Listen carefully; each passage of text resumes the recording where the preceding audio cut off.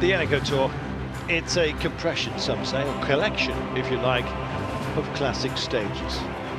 And today, we take on the Muur. It's going to be tough, we know that, and it always throws up plenty of drama. Cannot wait. Earlier on today, everyone signing on for the last day in hell, I think it's you might say. Heavenly weather and virtually no breeze, and Geraardsbergen is where everybody has pitched out, ready to welcome the great and the good. Earlier today, of course, when they started in Bornem, all eyes, well, many, were on Rohan Dennis. He leads this race by a modest margin, I think it's fair to say, from a teammate, Taylor Phinney, and by a more handsome margin from Etixx-QuickStep's Tony Martin and of course Tinkoff's Peter Sagan.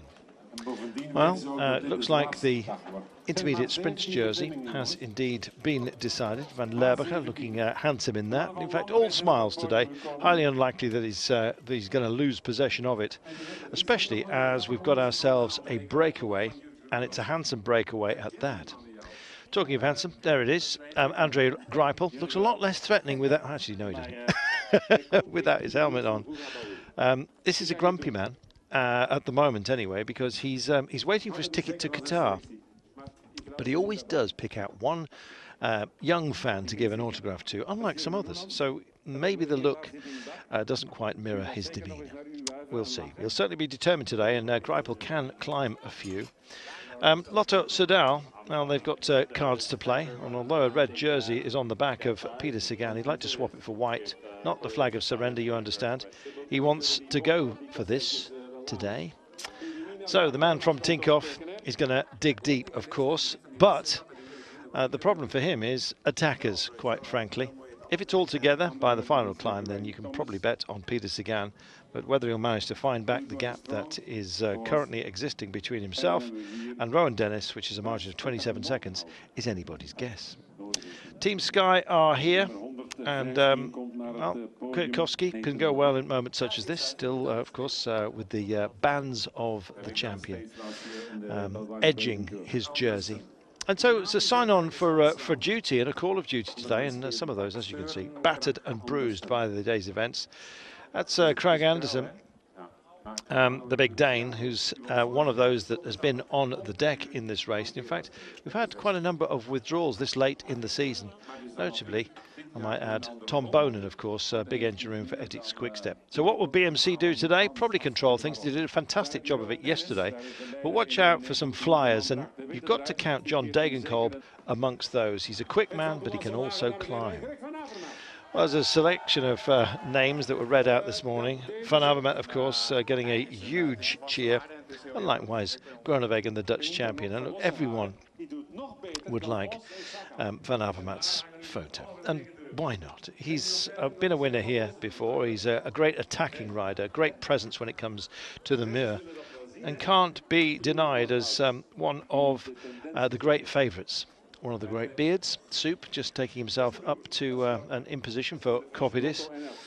Meanwhile, others like Jon Izagirre Insausti, probably one of the pre-race favourites, but would have to do something absolutely outstanding today if he was going to take that title. You saw Bob Jungels, also the Luxembourg champion, barely definable from the Dutch champion, the Netherlands champion, I should say, but plenty of others. Jesper Stuyven, a man who's known success here in the past as well, and he and Fabio Felline, some good efforts and some good names for Trek Zagafredo.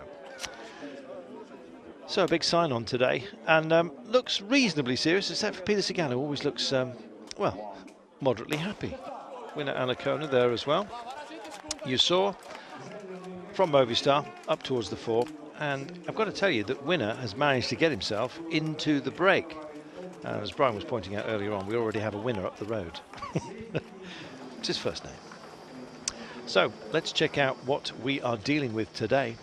From Bornem, kind of a sinuous road, nothing too serious, and then all hell, frankly, breaking loose after about 110 kilometres of racing, that sort of thing. Suddenly you're starting the loop, the mad loop. There's plenty of climbing before we get there, but the Denderdsberg, the Murder Geraardsbergen, the Bosberg, of course, are equally famous, some would say, and the Onkertstraat.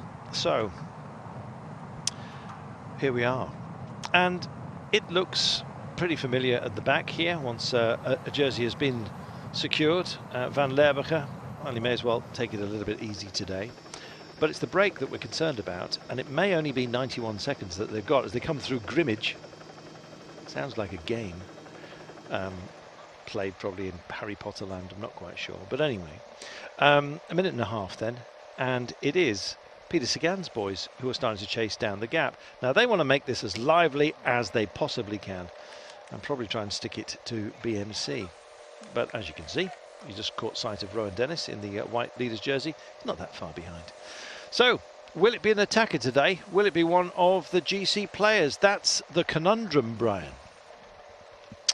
It is. It took a while for this breakaway to go away. The first 60 kilometres were run off at an average of 45 kilometres an hour.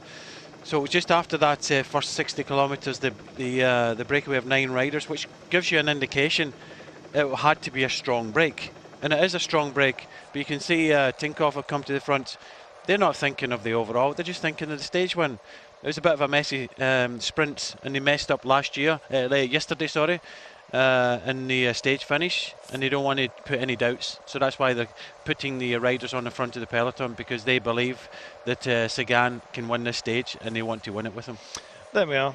So they want to wring the neck of the breakaway. It's a pretty handy one. We've got Tim Wellens, twice a winner here. He's in the break. Roy Curvis from Giant-Alpecin.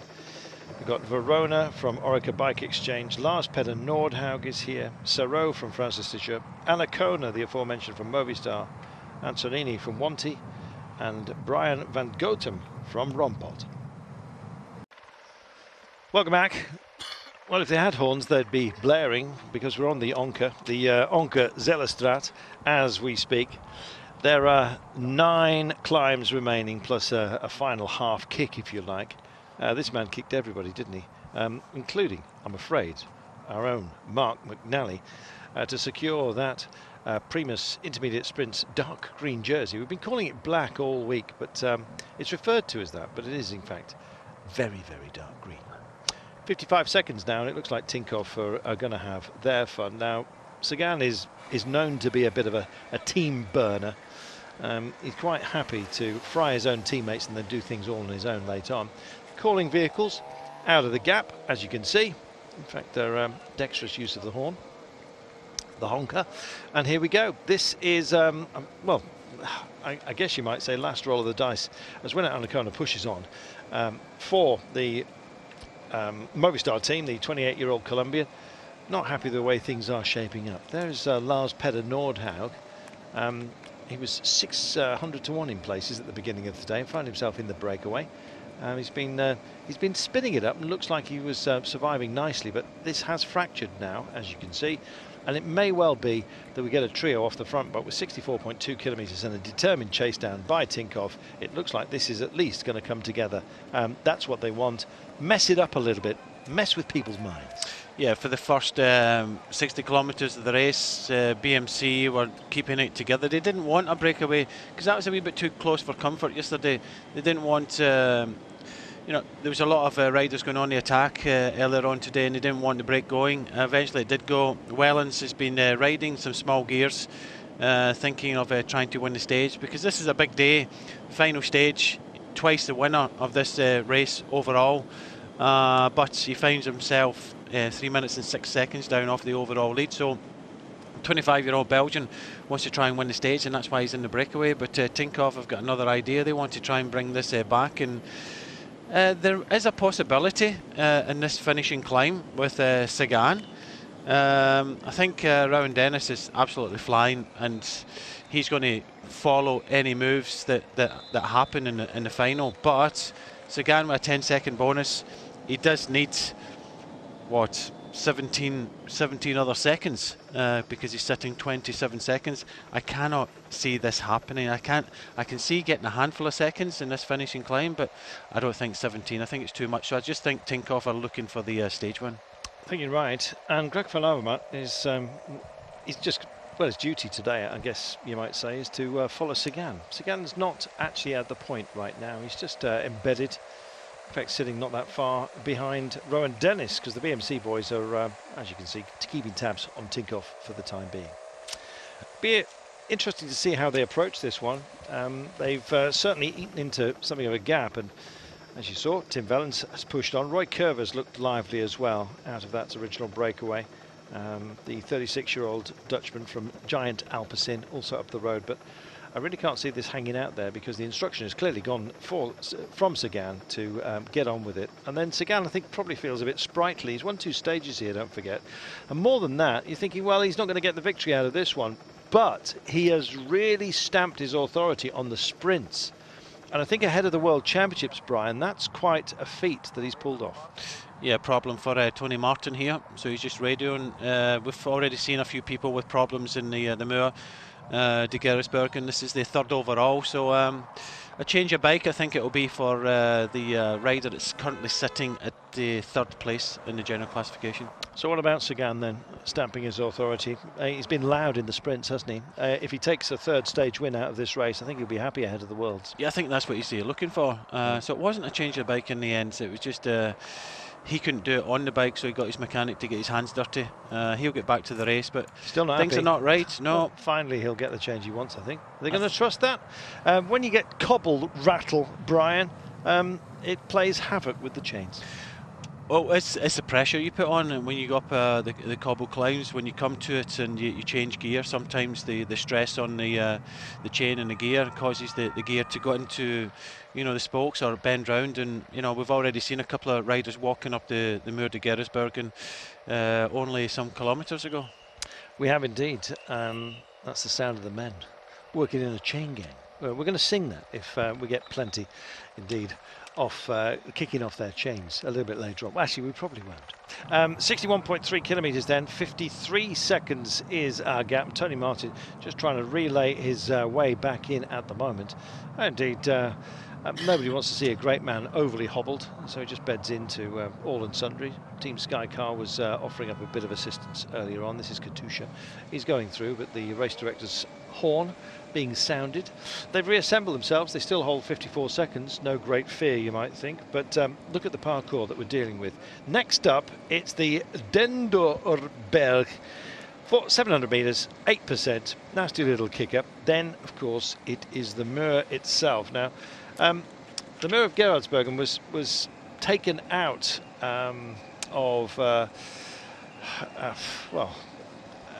unfortunately, we haven't seen enough of it, let's put it that way, over the last few years. But it's found a big home, hasn't it, Brian, here on the Eneco Tour. And it seems at peace with itself now that we still see the Moor as part of this race, a collection of classics. Yeah, it was an essential part of the Tour of Flanders course, the Ronde van Vlaanderen. And they've taken it out purely because I think more people, they were looking at the commercial side of things. They put it on a circuit. There's no space at the top of the Moor de Geraardsbergen for a massive VIP tent. Yes. So that's what they've looked at it, and they've got them up the Oude Quaremont, and there's plenty. I think if you see the Tour of Flanders or the Ronde van Vlaanderen in the Quaremont, the Oude Quaremont, it will be a part of VIP because it's VIP all the way pretty much up on each side. About 3,500 people. And whereas, unfortunately, the Moor can only accommodate about 750, they've added the sums up. Back in a moment. It's raining on our parade, and already it's looking a bit skittery. It's been very warm for quite some time, and this is an agricultural area. Favoured cars in this part of the world are diesels. They put out microparticles. They generally tend to sit on the surface. When you get light rain, all hell can break loose because basically it becomes like black ice. So we've got rain. First time in this race. I think we had a little bit of peppering, didn't we, of raindrops on the team time trial, but nothing serious. But this potentially, Brian, could be. Yep, there has been some dark clouds over Geraardsbergen, and they've actually burst, as we can see. And so has the breakaway of 9 riders. We already knew that Tim Wellens, winner of this race, on the general classification over the last 2 years. He's trying to win the stage. The gap is coming down, so he's decided that he went on the attack in that climb. Curvers is there for Giant-Alpecin, the 36-year-old Dutch rider and winner. Anaconda for Movistar is there in second place, and just at the back, Lars Peter Nordahl, the rider from Team Sky, the Norwegian 32-year-old. So there's going to be 4 riders by the looks of the front of this race, but only by a mere 34 seconds. Yeah, and I think that's going to be a hiding to nothing for Tim Wellens, but at least he's showing the number. Let's put it that way. He wears number 1, twice a winner in 2014, and of course last year. So the chances of him making it yet again, it's probably slim today because of the mood that Sagan is in. Just pulling over to one side is winner Anaconda. I can't imagine he's overly fond of this sort of weather. In fact, it's getting just a little bit chilly as well. It was 23 Celsius earlier on today, but just tumbling down ever so slightly. And look at the way it's all strung out here. They'll have to give the road a lot of respect because there's plenty to deal with today. Next of our tests, and there are some pretty stiff ones, I've got to tell you. The Denderberg is next, 700 metres at 8%, and that comes, in fact, they're just over that, beg your pardon. Next up it is indeed the Muur, a whole selection of them still to come. In fact, the Muur will be taken 3 more times, including the arrival. So we're going to turn into it right now. We're just on the outskirts of town. And of course it's Geraardsbergen, and they're coming in through the outskirts, and then they'll take it on. It's only 1100 metres, but it's 8.7%, and it's got some really nasty, steeper sections within it, Brian. I can see some people walking on it this time. Yep. The last time we had a couple of mechanicals, but I've actually ridden the Muur de Geraardsbergen in the rain, and it just means your wheels are spinning. You can't get out the saddle. It's so steep, and I think this time you can see Sagan, he's moved right up towards the front. It's tricky running, and once they hit this climb and the cobbles towards the top, I think there'll be a lot of people walking. It just needs one person to come down in that narrow roads, and all of a sudden everybody's walking. Well, this corner as well may look quite benign, but a nasty one as well. If the chase is on down here, that rather less than an enthusiastic pennant man. Well, the less than enthusiastic pennant man sort of guiding them into this zone here. Almost look moderately depressed. These guys are hardly cock-a-hoop themselves. The rain started to come down, indeed with 55.3 kilometres remaining. The gap is a modest 39 seconds. Liveliest of all, certainly up the climb, seems to be Tim Wellens. The gear he was using, his legs were going like bees' wings while everyone else seemed to be labouring.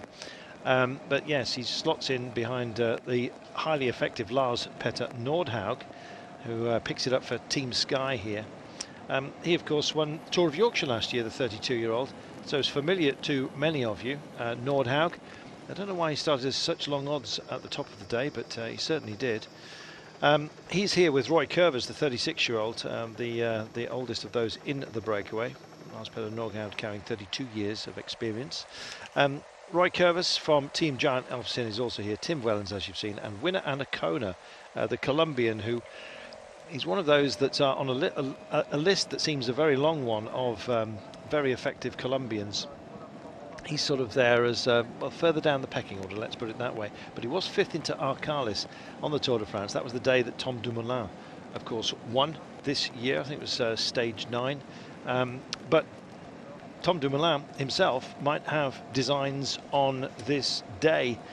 In fact, he's got Roy Curvers up here, and I thought that potentially Giant had sent a satellite rider up the road, maybe to work with Tom Dumoulin a little bit later. So here we are. We've started to find those who are happier, shall we say, in the descents, and Carlos Verona, the 23-year-old Spaniard, also back up to this quartet, making it a quintet, as you can see. And Anaconda gets pushed onto the second graphic. Anyway, this is your circuit, and we take on the Muur. We will be just at the foot of it in a few moments' time, and then we'll have the second passage of the finish line. We'll have 2 more passages, so next time by we'll hear the bell, and then of course it will be the line itself. There is the golden kilometre today. Maybe the catch is going to be made of the breakaway before then and give Sagan a chance to strut his stuff. But you can be sure that he's going to be marked out, and Greg van Avermaet is not going to do too much work until, well, as little as he possibly can until that moment, so he can nullify any chance of Sagan nicking bonus seconds. There'll be 9 on offer, don't forget, the golden kilometre, and then of course if you have those 9 and then you win the day, that's 19, and then if you've got a gap, it starts to look possible. But maybe it's the land of fairy tales. No fairy tale ending as far as the weather's concerned here, Brian. The Brollies are out, and the Belgians, of course, always carry their wet weather gear. They do indeed, and Tim Wellens taking it from the front, the Belgium in this group of 5, and he's experienced, he knows, it's the best place to be. 5 riders in front with now Verona, the young Spaniard, making that cross, but it looks as if he's in trouble straight away. I tell you what, all hell will be let loose in the front of the peloton. As soon as they come up here, it'll be split to pieces. It will. In fact, these streets have witnessed some really good attacks in the past, haven't they, Brian? It's been a pleasure to watch. The margin of victories have often been extremely narrow. The thing is, it's with the conditions coming down in slippy cobbles, all it needs is one incident and the race could be over. So if I was BMC, I wouldn't be happy with these conditions, because like I say, it just needs one person to fall further up this climb and all of a sudden they're off walking. But I tell you what, Peter Sagan will be rubbing his hands at this. Oh, he will. And there'll be a few others as well who don't mind grizzly conditions, who'll be thinking, maybe this day might well just come to me. There's the remnants of the breakaway just about to be absorbed. Tony Martin's made his way right the way through the field. He chucked a chain earlier on, and that is a concerted effort by him. We'll see whether he manages to push on a little bit later on. I think it was Tony Martin. My eyes may be deceiving me. I think it was him. 52.1 kilometres. I'm always suspect when Tony Martin's actually tensed his bottom lip. Makes me think twice. Here we go then. Dig deep, go hard. One way to take this. Oh, and the back wheel almost slipped away with the torque that Tim Wellens was putting into that back wheel, and they're starting to grind. There's Lars Petter Nordhaug just being distanced for the time being. The way that Tim Wellens is skipping up this incline, I think he wishes it had been this kind of day every day. Yeah, you don't get off the saddle, because you get off the saddle, your back wheel starts skidding around, and that's why all the riders are sitting down. They're trying to get the driest part on the inside, and just see them all going for the driest part of the climb, because even putting the power down, and you see what's happening now, and he's in front. Yeah, he is. Nordhaug just back wheel slipping momentarily, and he hits the dry part, and here he is. He's about to be absorbed, and Edvald Boasson Hagen is here. So is Tony Martin. Tom Dumoulin as well, also grinding into it, the big man. Oh, and here they come. Well, the list of favourites is a long one for today, or potential winners, I should say. And many of them are coming to the fore right now. Did you see Rohan Dennis going through now with Greg van Avermaet? It was Lars Boehme was at the front. All it needs is one person to the back wheel to spin out now, and most of these guys will be walking, because it's very difficult to get going once you're on this climb. It doesn't justify, the pictures we're seeing now does not justify how steep this is. And you can see when professional riders are doing this and pushing, it's a bad one. And is this another chain issue? It looks like potentially a spoke. There we are. I think he's just letting maybe some air out his tyre there. It's just when he started the day, it was dry. If you've got full pressure on these tyres, it's going to be very slippy on these cobbles. My goodness, look at that, skittering all over the place and struggling just to get back on board. That was Bill Bornem, who had a great run previously in Japan. Likewise, his teammate Marc Serrault actually was part of the break. Here we go then, digging deep, and well, he's off, isn't he? Tim Wellens, at least if he's going to showcase himself, he may as well do it on his own. And chasing him down at the moment is winner Anacona. I don't know why they stick Gomez on there as well, but here they come, and a real compression and a resorting, I think it's fair to say, of the principles in this race. Well, Tim Wellens today went for it. He was determined to get in the breakaway. He's had a very tough day on just shy of the 200 kilometre mark, and Lars Petter Nordhaug not to be his dream, and indeed his swimming pool today. It really is throwing it down. And if you know the way that television pictures reveal themselves, you will also know that if you see the rain, it is very, very hard, as is this climb. Find some dry if you possibly can. You'll get more traction up it. And there we are, just unclipped momentarily. Speed goes to 0, and Nordhaug, well, he's barely recovered from that little mishap. But it'll be the same problem for others if they come unstuck later. The race is on, but watch this. Few moments ago, bang, straight down, a little bit of a touch of wheels, and involved, I've got to tell you, Rohan Dennis the leader, Lars Bohm likewise. They're staying with him picture-wise on our sub-monitor, but there is the story of the day. Now, just beforehand, Peter Sagan had attacked. Now, it was the pace that was being engaged. Look at the state of the road here. Look at the centre of the road here. And that's where the issue was, where the concrete has degraded. Somebody's wheel caught in that, and down they went. I believe that Rohan Dennis was collected. Unfortunately, his team car, due to safety reasons, is some way away. And all the time that he is shipping at the moment is being absorbed at the front of the race. And they're not slowing it down. They're trying to point into the gutter here, but I think it's only as a warning.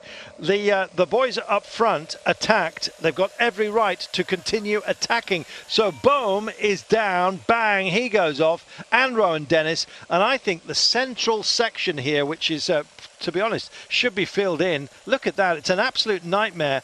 You can essentially tramline yourself. You saw Greipel there just doing a little bit of a bunny hop, trying to get through here nice and cleanly. Not getting through cleanly at all.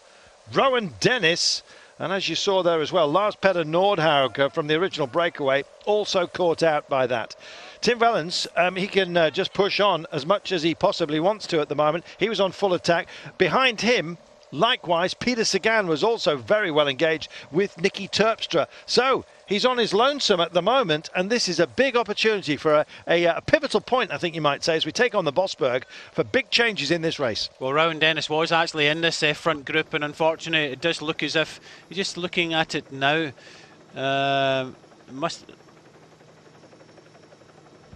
just looking at it, I'm just trying to see where the Rohan Dennis comes over. Oh, Dennis, touch of wheels. Yeah, somebody crossed just in front of him, and that was it. Bang. It wasn't a Death Valley. You know, you were saying in the centre of the roads, but it happened to the left. Rohan Dennis went down and took a couple of riders with him. Well, this road, or this surface that we were talking about, we were talking about the fact that it will have dirtied up in the sunshine as diesel particulates will have sat on the surface of the smooth road. I guess less of a danger almost, because this is not a genuine highway that we're on at the moment for obvious reasons. And so these guys can afford to push on now. And if anything, this is possibly a little bit safer than what they've dealt with. We said it was going to be like black ice down there. And we were saying about the highway descent, Brian, that you have to give it a lot of respect when the rain comes for the first time after a long dry spell. It is black ice out there. On the cobble, certainly, but that was on the I believe on the flat tarmac as well, particularly if it's new. And there's a lot of traffic goes over that. Here, coming through it right now, is Peter Sagan.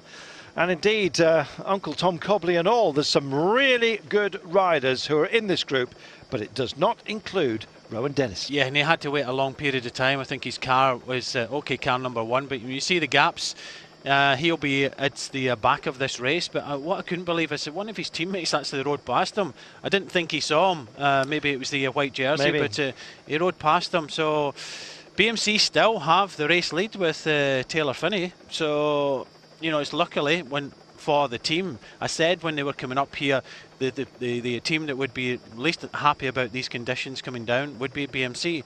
They've already lost Rohan Dennis. There's 2 of their riders towards the back now. Looks like Rohan Dennis is just coming through the car now, and he's got 1, 2, 3, 4 teammates with him.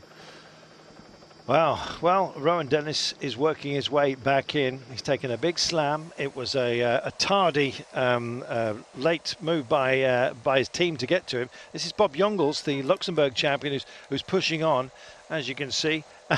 And why not? This is a perfect moment to counterpunch, I think you might say, before Rohan Dennis has a chance to settle back in a group that has been strung out in appalling conditions. Dangerous conditions, of course, but well known, well telegraphed, but it's difficult to master them. It is. It's very tricky conditions. Most of the Belgians would be loving it, but unfortunately for Rohan Dennis, it's touch of wheels came down, and they're forced in the back foot from being well in control, having 4 riders up there in the general classification. Good day yesterday. They controlled it well earlier on today, and unfortunately. Now they're really in the back foot with 4 riders trying to bring them back. I think it's very possible with 46.8 kilometres to go that they could bring Rohan Dennis back to the front of the race. But so it's not all over. It's what. But at what cost, Brian? Yeah. Okay, they're going to lose 4 riders from their team because of they're having to ride behind. But at the same time, Taylor Phinney is still the virtual leader of this race. It depends how hurt Rohan Dennis was, because he did come down in his elbow. But fortunately, he's back up, and he could get back into the race still. Andre Greipel skipped by, pushed on as well. He's for the sprinters, he's a pretty strong guy, and we've spoken long and hard about the fact that he is determined to go to Qatar. Chance of him having rain in Qatar, probably about 0 at this time of year. But nonetheless, he's showing his strength and his determination, and he wants to make it as difficult as possible for the selectors to leave him at home, if that's what they're planning to do, and take Marcel Kittel instead. I think very much the view in German cycling is that Kittel is the future of German sprinting, and Andre Greipel is towards the end of his career. But then again, how many times have we said that? And Greipel still seems to have an eternal autumn to his career, and a golden one it has proven to be, and it would be a shame if he's not at the Worlds. 46.8 kilometres to go. If you're wondering why it's so green at the end of summer in this part of the world, it's because it rains a lot. We've got plenty of that today. So, Taylor Phinney, I suppose he now has to vault up in terms of the favourites, but don't discount Tony Martin as well, who got through cleanly and in fact has shown great power and determination today. Tony Martin from Etixx-QuickStep, only 24 seconds down. We talk about the cost of using up your teammates. Well, Peter Sagan has not been bothered about that. They've been part of the chase for him, and indeed he's now going to do it on his own. And in fact, he got through nice and cleanly, and because he was already injecting the pace, there's no reason to expect him to wait up. Why would you wait for the leader? Just get on with it. It's honest determination. Minute and 20 now. You know what? That's a gap to the current leader.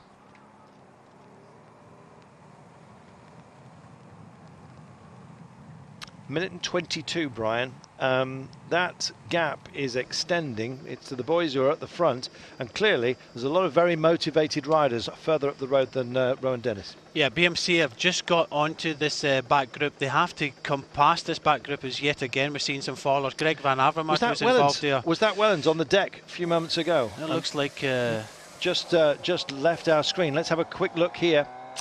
Right, there's Jungels. Now watch just behind. Andre Greipel looks handy, and we hear a crash, and there we go. Yeah, Van Avermaet moves over his golden bike, but it's one of the riders from Cannondale, where it was Bettiol that was involved in that crash there, which has split the front group. But just saying, going back to what we're saying, Carlton, BMC have caught that second peloton. They have to get to the front of it. 1:22 is very capable. You've got to remember, they are very good team time trialists, but it's going to cost them a lot of riders to bring Dennis back to the front of this race. Certainly is. So we've got a Primus sprint coming up fairly soon. So the Muur takes some prisoners. In fact, not on the Muur, but as we headed off, and indeed further round this course. Let's have a look again. Here we are. Now just check this and see how many were involved. 1, 2. Any more? That's it. Van Avermaet just came to a stop. I think it looked as if it was Bettiol from Cannondale. And it was Peter Sagan that managed to thread his way past the problem. You see Sagan's leading that second group, but again, he won't chase on and he won't invest too much because he doesn't want to have the mickey taken out of him. Now, we're just seeing a Lotto Soudal rider there in trouble off the back of this group. Riders all over the place, Brian. It's almost what we hoped for. Not injuries or crashes or anything, but certainly a real contest today. That's what we've got. Oh, to watch it, yeah. To be in it, no. I've been in conditions like this, and it's the best place to be is at the front. But Rohan Dennis was at the front. You just have to keep the pressure on, and we're going to see some fantastic racing Jungels is there, Jul Jensen. The best place to be at the front. They're going to be racing from the front. There's not going to be the control factor that we've seen in other days, because a lot of people are, it's ones and twos, and this is what we see in the classics as well over this terrain. And it's going to be some great racing over the next 45 kilometres. I do hope that Rohan Dennis does come back. So do I. Because you don't like to see the leader crash like this, but I think the gap will be coming down. Fascinating to see how Andre Greipel goes. Here he is. He's just on the back of this sextet, as you can see, that includes Bob Jungels. And there's other riders just struggling to get back in. Tony Martin, who looked very, very lively earlier on, is not part of the chase as we speak, but anything can happen, and we've seen that time and time again. And when you factor in rain as well, Edvald Boasson Hagen is making his way over. That's good to see as well. 44 kilometres remaining. No time gaps actually displayed at the moment, because there's individual riders in twos and threes, dribs and drabs all over this course as we speak. But next up, our next climb, by the way, is the Bosberg. And this is no laughing matter either, Brian. It's 1,000. It's 1 kilometre of 6%, but again, it's got some very, very nasty parts within it. In fact, we're next up. It's going to be the the Ocker Zellerstraat. I'm getting ahead of myself, or indeed behind myself here. There we are. Yes, the Ocker Zellerstraat, 1,500 metres of 3%, not quite as back. Then it is the Denderberg, and then it is the Muur yet again. We're finishing more or less on the Muur at the end of today. Yeah, we've already been over this climb. It's a kind of straight climb. It's where the rain started on the climb that's coming up next. A little bit of a lull in the chasing group now, and you see Tony Martin's in this group. BMC have got numbers. This is the front of the race. They have got Bobby Jungels there, Boy Van Poppel also in this move. Edvald Boasson Hagen, Jul Jensen. Looks like Astana have got their young man in this group as well. So that's Lysenko. So there's a good break, but I don't think they're all riding well together. Greipel just in the rear there, Terpstra at the front, former winner of Paris-Roubaix. So this is a strong group, but they have to find what the numbers are, where they are sitting in the overall, because this second group doesn't seem to be getting organised to chase anything down. We're going to take ourselves a short break and look at the names that we're conjuring with here. It's very, very handy. They're taking on this climb. It's not the most difficult one of the day, but then again, once you factor in rain, what is easy about this kind of day? Going to take ourselves a short commercial break while they sort themselves out. And John Degenkolb embedded within here. That's Christoph that's just leading the push, as you can see, from this chasing group. Plenty of others, including Greg van Avermaet with his golden bike. He's clearly got free rein, I think, to attack this. Peter Sagan is in here as well, so we'll be keeping tabs on him. What a day. Tony Martin also very much part of proceedings.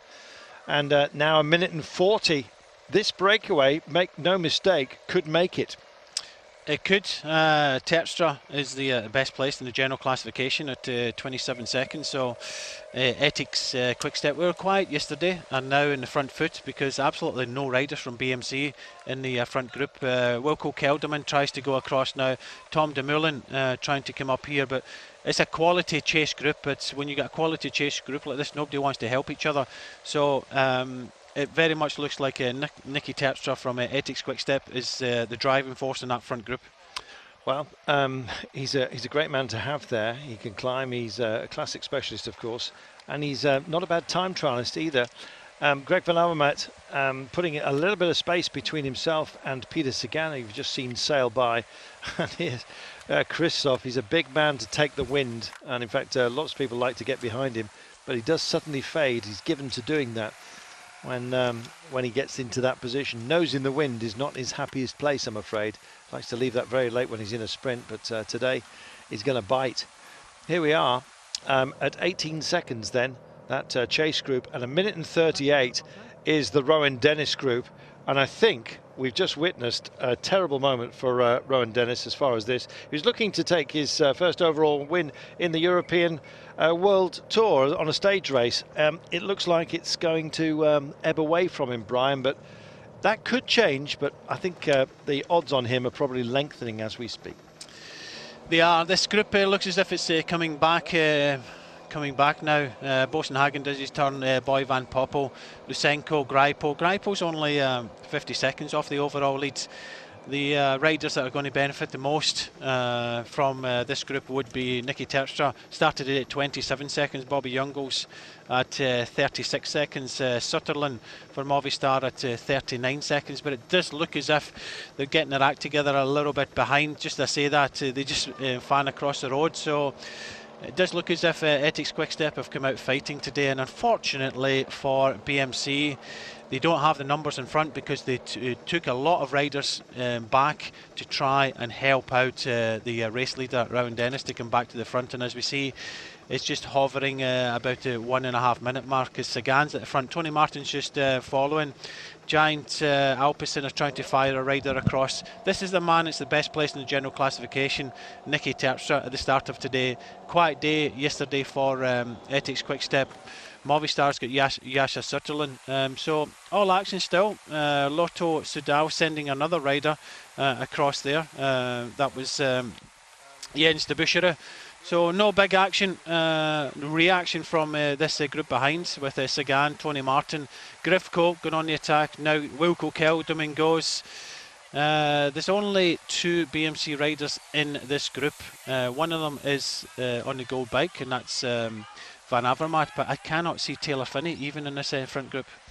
No, 38.2 kilometres to go. We're on this descent. It's a quiet time, I think you might say, just for the time being. So we're going to squeeze in a quick break, and then we'll be back for the Muur. For the next time of asking. That's where our finish is going to be, don't forget. So with 38 kilometres to go, there's a quiet-ish section right now, and then we'll be back for yet more action as we go to the Denderberg, and then of course the Muur itself yet again.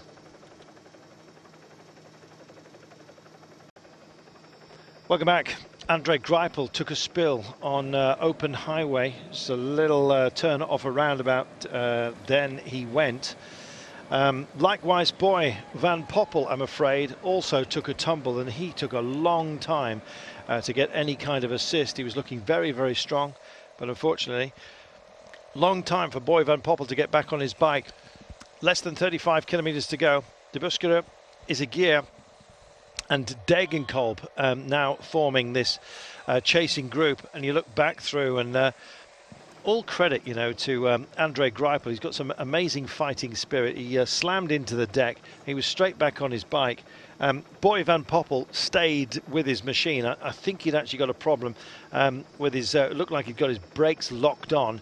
Nonetheless, we talked to you about smooth highway and the dangers of it when it's dirty surface because of traffic. And indeed, then the first rains come for a long, long time. And that's precisely what we've had. It's very skittery down there. In fact, everyone's giving great respect to cobbles. And look at the effort from Andre Greipel. If he's not buying a ticket to Qatar, I don't know what he's doing today. Absolutely amazing. He's just been on the deck with Boy Van Poppel, as you were saying, and phenomenal. He's full of riding. He's 50 seconds off the overall, I believe, and thank you to some social media friends that they've seen Taylor Phinney in this chase group with, you can just see the 2 red jerseys towards the back. One is in the gold bike, so Van Avermaet, and I think the second is Taylor Phinney. But this is the front group, and Niki Terpstra is the person driving it. You've also got Sutherland at the back, Jules Jensen, Lusenko for Astana, Bobby Jungels, the Luxembourg champion, Naesen of IAM taking his turn, and Boasson Hagen. There's a few GC contenders obviously in this front group. There's also a couple of riders just thinking of the stage win. Certainly are. 21 seconds then separates those out front and indeed the chasers. This is that chasing group, and it includes Andre Greipel, and all credit to him. What an amazing performance. Now, he's gone very well in the classics, but has always been working for others, quite frankly. In fact, buried himself on a number of occasions on cobbles, you may remember, in Flanders notably, elsewhere too. Greipel is a great fighter, and that's what he's proving. He's not just about being a sprinter, although extremely good he is. He's been disappointed, I think it's fair to say, as have many of the sprinters, particularly by Peter Sagan earlier in this race. A lot of you enjoying this. Terry Wenman saying surely this has got to be the best race of the year. A very large slice of everything. I think that's the point, Brian. They brought it to a climax here on the final day. And what drama we've had. Yeah, as a former rider, I feel for all these riders. It's great TV, it's great racing, and you know, this is what the classics are all about. It would have been a totally different race if it was dry. Still an exciting race, but you don't like to see riders crashing. But it does mean that you know, the big guns have to come out fighting. Degenkolb is here, Debusscher, Greipo. They have to come out fighting, and we can just see this front group. Jungels, Jules Jensen doing a terrific ride. Strong rider for Orica Bike Exchange. Lusenko's in there for Astana. Boasson Hagen we've already talked about. Naesen for IAM, and Terpstra also in Sutherland just at the back for Movistar. So a small group on this climb here, and we're still not left with climbing. Still a lot of climbing in the last 32 kilometres, but it is only 25 seconds to this chasing group, but they're starting to struggle a little bit now. And so is Andre Greipel, and no surprise, you see that big stripe of diesel dirt. That's what he's picked up when he tried to wipe clean the road surface with his back. And it's still digging in right now, but I'm afraid he's likely to run out of resources. The rider I'm very impressed with is actually Edvald Boasson Hagen here. He's been an eternal favourite, a quiet man who lets his legs do some very loud talking on occasion, and maybe this is exactly one of those. Jungels continues to churn it. We're seeing some very feisty work out front. It's 21 seconds and only 37 now back to the peloton. No indication whether that peloton includes Rohan Dennis, because suddenly the white jersey has disappeared. Now, I don't know what to read into that. I'm not. I'm suspicious that Rohan Dennis may well not be within that group, in which case they've changed their tactic, BMC, and it may well be that they're going all in for Taylor Phinney. Don't discount Greg van Avermaet as well, though, Brian. He, on days such as this, can find a gap. He's got to find 33 seconds, though, and Phinney is, I suspect, virtual leader in the minds of those in BMC. Oh, this looks like the race leader now. This is Lars Petter Nordag. So a big turn there. It looked like from Manuel Quinziato. Ben Swift also in here. No, it's actually Geraint Thomas. Geraint Thomas is up there with Ben Swift. So slowly, this is over the top of this climb. They're on the climb. So I think it's still probably around about a minute as Greipel gets very close to this front group. Greipel, quite remarkable. And look at the cheers from the beers. As you can see, they're just digging in for well, signing up for torture, I think you might say. But Peter Sagan very much involved, as you can see. 30.8 kilometres to go. Degenkolb is also here within this group. Another quick man, Sean, from Germany, who, sorry, I called you Sean there, Brian, who can dig deep on the climbs. Right, this is the second group in a row. Yep. We've already got 7 riders. Sagan's there, Degenkolb, Dumoulin for Giant-Alpecin, Stybar's there for Etixx, Gorka, Izagirre, Mercato there for Wanty Group, Gobert. Movistar have got Gorka definitely in there. Greipel's kind of hanging in there. So this is a strong second group. You can just see Wilco, Kelderman.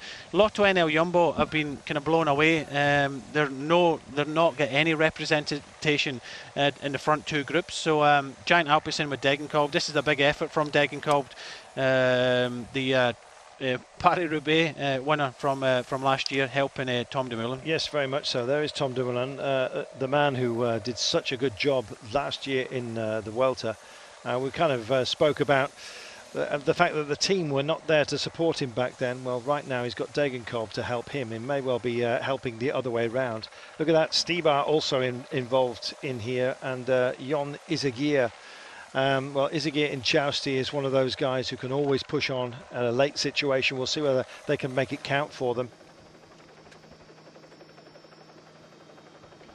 Well, the graphics have gone a bit spare, but 22 seconds now. I think it's fair to call it the Greipel group, having crashed out and then reassembled his fighting force. But these are the leaders you're looking at right now. This is the Nordhaug group. I'm just, sorry, the Boasson Hagen group. Just picking a name to identify them. And meanwhile, back further down the road, this is the group that includes the white jersey of Rohan Dennis. It's not listed with a time here, Brian. I think he's about a minute down. This is Swift and Thomas with the race leader Dennis sitting in third place. But I just run through the front 38. Minute and 38 is the gap that's just come through to the group with Rohan Dennis. So I think that's irretrievable with the pace and the quality of the riders that are in front of him. Okay, this is a group of 7 at front. Bobby Jungels is there. He's 36 seconds down. Niki Terpstra 27 seconds down. Jules Jensen at 1:57. So he'll be thinking possibly of the stage win. Edvald Boasson Hagen 2 minutes and 10 thinking of the stage win. Lusenko for Astana 5 minutes down thinking of the stage win. Oliver Naesen at 51 thinking of moving up onto a podium position. Yasa Sutterlin at 39 seconds wants to get on the podium. So that's the front group of 7. In the group of 9 behind you've got Degenkolb, Greipo, both Izagirre, Gorka and Jon, Debusscher, Sagan, Marcato, Dumoulin, Stybar. So the group of 9 chasing behind. And I still think that the Sky-led group with Rohan Dennis is not much more than another 30 seconds behind them. I'm looking at the road conditions and I think they're still within 1 minute as Rohan Dennis comes round this tricky corner now. These are only at the bottom of this descent, so I still think it's within 1 minute as we start heading towards the Muur de Geraardsbergen again.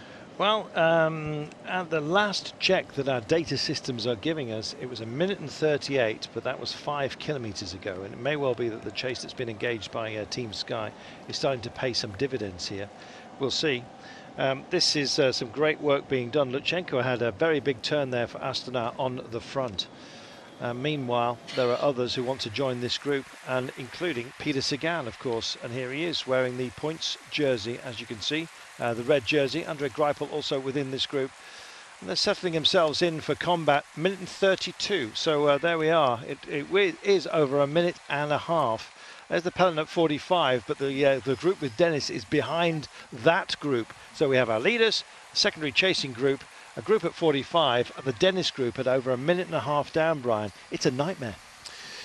It is a nightmare, but I still think there's an opportunity for Dennis to come back. This is the leading group of 7 riders at the bottom of the Muur de Geraardsbergen, and this is going to have to be a big effort from Dennis on this climb if he wants to try and come back. And if he can take just a few riders with him, he's a good time trialist. He could possibly come across, but this is a strong front group of 7. Here we come then into what will be our the theatre of dreams and nightmares, I think it's fair to say. Don't forget, a slightly different approach to it for the last time of asking. And in fact, I hear no bell here. But nonetheless, the third passage of the Muur. We'll be crossing the finish line in about, a kilometre's time right now. Last little turn, a spiteful, nasty one. We remind you that when Greg van Avermaet attacked a couple of years ago, the gap indeed for the top 90, well, about 22 riders, I think, was around about the 22nd mark. Really, it can be very, very narrow, and I think it could be a big sort out between these guys. I personally think that Rohan Dennis is not going to make it back in, brave as he is, and it's starting to take some big prisoners. This is John Degenkolb. I'm not sure whether that was just his job done on behalf of Tom Dumoulin, or whether, in fact, he's suffered a mechanical. I think probably the former. Tom Dumoulin, hungry for yet more success in a career that really has lit up over the last couple of years, and over the top they go. Well, they may not like it, Sean. It's not. Sorry, Brian. They may not like it. It's not designed to be comfortable. And but Peter Sagan is starting to find a little bit of space out there. Yeah, Sagan and Stybar, former winner of this race, and they're within about 20 seconds. Dumoulin, Marcato, both Izagirres and Debusscher is there. John Degenkolb did do a big turn at the bottom of this climb. Greipel still trying to hang on there. The clock is still ticking to the next group, and as we see one of the this must be Van Avermaet. This is the Sky led. Yeah. This is Danny Van Poppel now leading the way from Ben Swift. Sky are actually helping the race leader to come back. Still got the clock running on the finishing line, but it's getting very close to them as we see the Tony Martin group. 26 kilometres only of today. This is the group, of course, that includes Christoph and the rest Phinney driving into it. Taylor Phinney was indeed there. He's carrying his lucky moustache today. There we are. They're not bothered about trying to find the dry section now because the race is full on. You just take whichever part of the road offers itself up to you. And here we go. This is that nasty, spiteful Muur that we speak in sort of hushed terms about. I'll be heading off towards the Bosberg next, and then we'll come back. We'll do the Anker Zellestraat. Then it'll be the Denderberg and then the Muur for the final time. And there is Rohan Dennis. 1.5 minutes. There we are. It's still 1.5 minutes. No surprise then for me. Anyway, a minute and a half. That gap has been held because of the determination of the guys up the road. And boy, are they determined. They are, and they've started racing now. Lysenko has been dropped from this front group, and so is Chris Juul-Jensen. So it's breaking up. Terpstra putting the pressure on, and gap starting to open. There's absolutely, riders all over the place. Sagan trying to come across, but that's Juul-Jensen going over the top. Lysenko, then we can see Sagan coming through Stybar right now. and Dumoulin. And here is Greg van Avermaet, and it looks like it may well have blown up for him as well. I think that's too much of a deficit with 25.3 kilometres remaining. And there is Rohan Dennis just going through your screen wearing the white, almost indistinct leader's jersey of this race. They need to get those colours out. Grinding into this incline, as you can see, and the camera waits, and we're waiting for Dennis. Yeah, you're going to wait another few seconds now, and here he is. He's coming on to the climb. Ties Minute is there, Danny Van Poppel, but I'm afraid that I think he's not got any teammates left with him. They've done the effort. I don't think he's going to come back to the front now. It's not to be his day, I'm afraid. And I think partially it was a service error from his team. I'm not sure whether they were keeping the team vehicles safe at that point, but it wasn't a dangerous part of the course. And I just think they were maybe in the wrong place at the wrong time. They could have been servicing another rider, don't forget. Punctures, anything, you name it. But they didn't get to him quickly. And it spun out to about a minute and a half deficit for Dennis on what is going to be an extraordinarily tough day by the end of this one. 25 kilometres we are.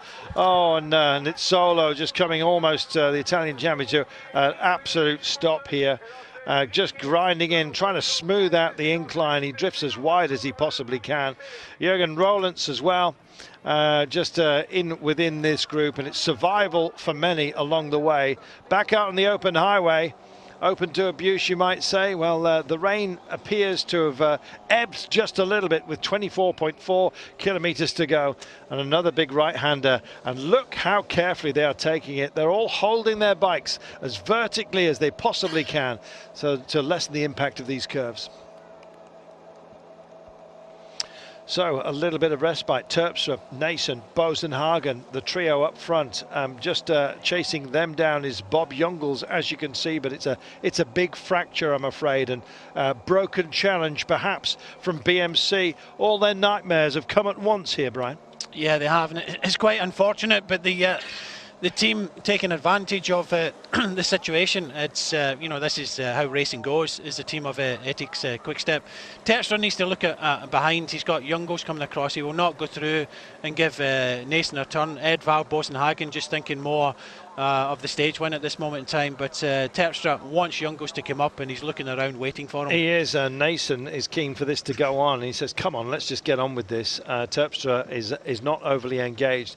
If they start cat and mousing, and Edvald Boasson Hagen is freewheeling, or he was just a few moments ago, Naesen picks it up, and here comes Peter Sagan. Just reigniting potentially his challenge. This is absolutely fascinating tough. Zdenek Stybar there in the blue, just behind the red jersey of Sagan. You can see Sagan with the golden flash of the Tinkoff livery as well. Also within this group, Tom Dumoulin, who had such great work done for him by John Degenkolb.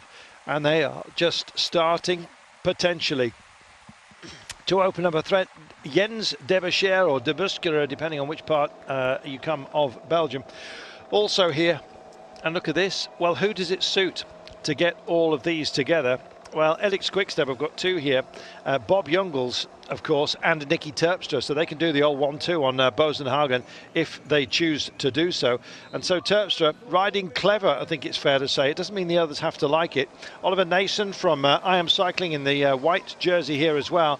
And just chasing on, is that Izagirre is just trying to get back to them? Sutherland looks as if he's trying to come across now, but 3 riders that are in podium positions now is Terpstra, Jungels and Naesen. Just a quick chat between Terpstra and Edvald Boasson Hagen. Boasson Hagen is 2 minutes and 10 seconds down off the overall lead. Sutherland trying to come across, he's at 39 seconds down. Terpstra 27, Jungels 36, Naesen 51. So there's a lot of riding in this front group. It does look as if Sutherland is slowly coming back to make it 5 riders in front. Well, this is Gorka Izagirre. I thought that, I beg your pardon, I'm looking at Jules Jensen, Jules Jensen as well, the Dane from Orica Bike Exchange. Here we go. There's the golden bike of Greg van Avermaet just getting into the golden kilometre raises its head. Now, 9 seconds bonuses up for grabs as they come to this.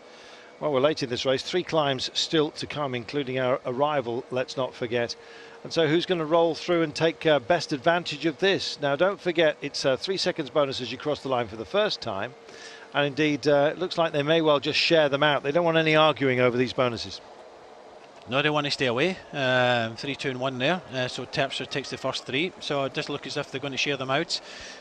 4 riders very close in the overall. Edvald Boasson Hagen, the Norwegian champion, is a bit further down at just over 2 minutes down, so he would just be thinking of staying there for the stage win. Let's go to Izagirre, the aforementioned erroneously earlier on. You can see here that this is the Sutherland group out front at the moment, with Bob Jungels looking like he's actually struggling. Something of a surprise to some of you, but it's been such a long day and a long course this, to be honest. The whole of the Eneco Tour over 7 days can get a bit spiteful. It's designed to be so, and they've put in this climactic final day for us, and well, that's the way it's proving to be. And poor old Rohan Dennis looking for his first stage race win in the European side of the World Tour, and it looks like it's just drifted away from him. He's still 1.5 minutes down. Secondary group chasing, that's the Sagan group, still 37 seconds away. There's still 21.1 kilometres to go. It's a fighting force, but then again, so is this out front, and still they go through. And is that Terpstra being greedy? So he takes some more out front, and Edvald Boasson Hagen looks tired, but then again, absolutely everybody is. First to pick up the tempo, yet again off the back of it, is Ollie Naesen. Terpstra, Naesen, Boasson Hagen taking the bonification sprint 2. Is Terpstra being greedy here? No, he had to come round there. Naesen was actually killing everybody on that in the boss bird there. Back to the Sagan group of Dumoulin, Stybar, Izagirre, Debusschere, Jules Jensen hanging in there. He was in the front and is now dropped back. Marcato for Wanty group, Gobert hanging on the back of this group. So 2 riders that were in the front have dropped back to this group.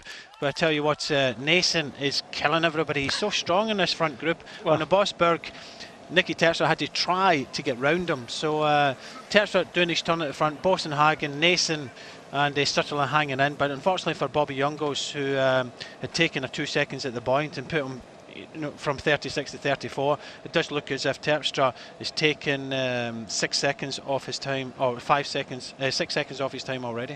Well, Terpstra gets makes it 9. He took all of them. Let's just tell you about Ollie Naesen. He's actually had some incredibly good results of late. He took the Breton Classic in the west of France. Looked very good there, and of course he's been solid throughout this race, and IAM Cycling have really shone brightly and this will be their final stage race, I believe, or are they going over to Abu Dhabi? Not sure, but nonetheless it's a team that's drawing to a close, but so feisty. Naesen next year is going to AG Tour Le Mondial, so for him he's already found a berth, but he wants to go out, I suspect, with a fantastic performance, and it would be if he takes today. Tom Dumoulin weaves around, and Peter Sagan says, come on, if you want it, get on with it. Sagan doesn't want to have the mickey taken out of him so many times. Everyone knows the strength of Sagan, and they know that if they bring him to the line in top form, then he's going to just kick their backsides, I'm afraid, all over this region. Sagan is strong, he's powerful, but that's been his undoing, because riders are genuinely afraid of helping him out, and they lean on him a bit too much, and often they just stare each other out of a result. Well, Jules Jensen is coming, giving him a turn now, and he was dropped from the front group, so I don't think there's enough strength in this chase group to come back to the front. Unfortunately for Bobby Jungels, the Luxembourg champion, he was dropped in the Bosberg, and Naesen was the culprit for putting the pressure on. But Sutherland has to ride. Sutherland is riding himself into a podium position.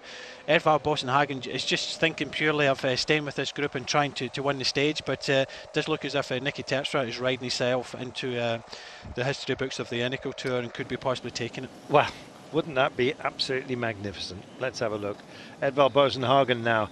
This is dangerous. There's your pennant man. There's horse manure on the road by the looks of things as well.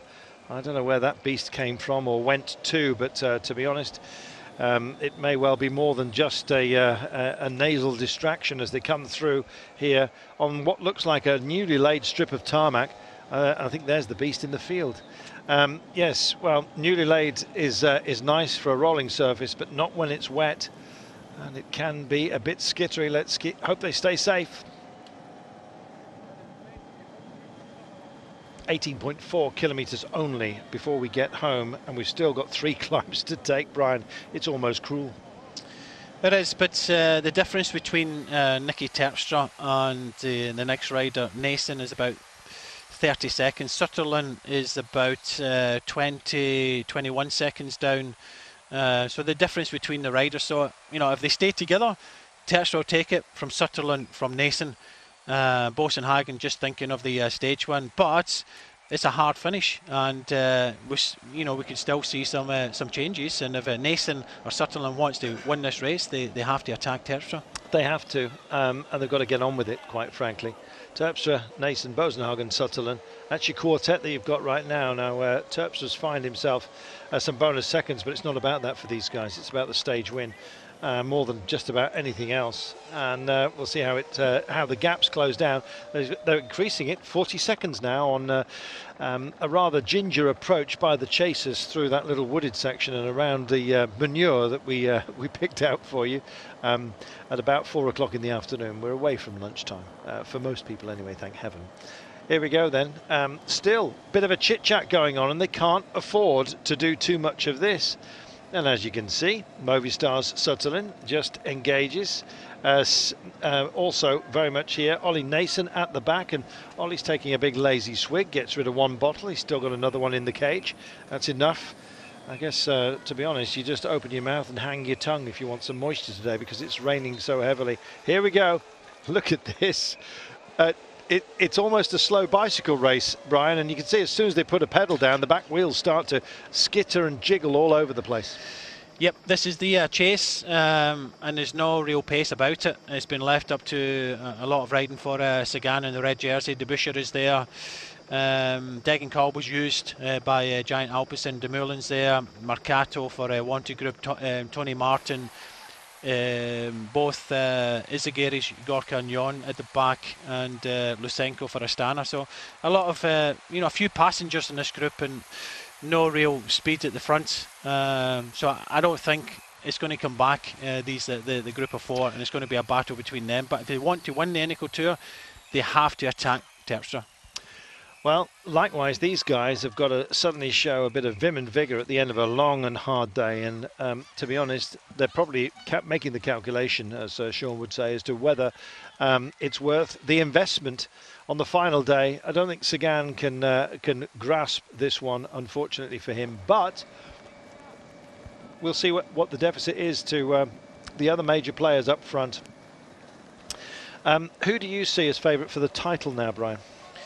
Terpstra, I think now it's good for Terpstra, Sutherland and Naesen to combine together and ride to the finish. They'll be the podium places. Poor Bobby Jungels stuck in the middle of nowhere. But Edvald Boasson Hagen, very capable of winning the stage. But they 3 riders, the GC riders in the front of Naesen, Terpstra and Sutherland, well, I think he'll combine together, and in a World Tour race, World Tour points, unfortunately, I can't see them attacking Terpstra. I think they will ride into the finish and, fight out the stage and be happy to take 1, 2 and 3. There we are. So, at a very busy part of the season, you see the chatter that's just coming through the wrists here. Wrists and elbows are your your suspension system, essentially, trying to even out, smooth out the bumps and bruises.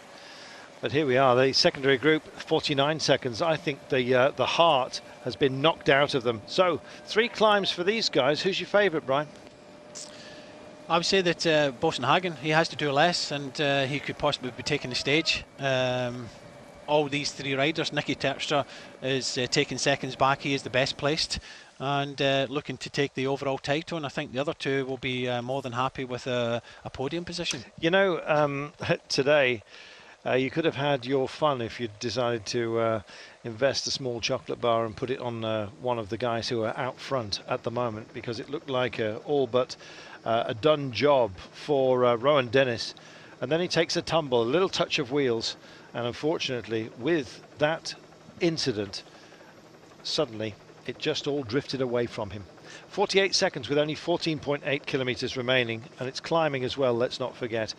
And the Greipel group is looking slightly ragged in itself as well. You hunt for the golden bike, and there it is of Greg van Avermaet, and the battles that we were expecting between van Avermaet and Sagan not necessarily materializing. This is the Sagan group right now, and Peter decides to pick it up. 27 seconds down and 4th overall. It would be a mighty effort, and he's got the anchors of everybody else around him, including Stybar, of course.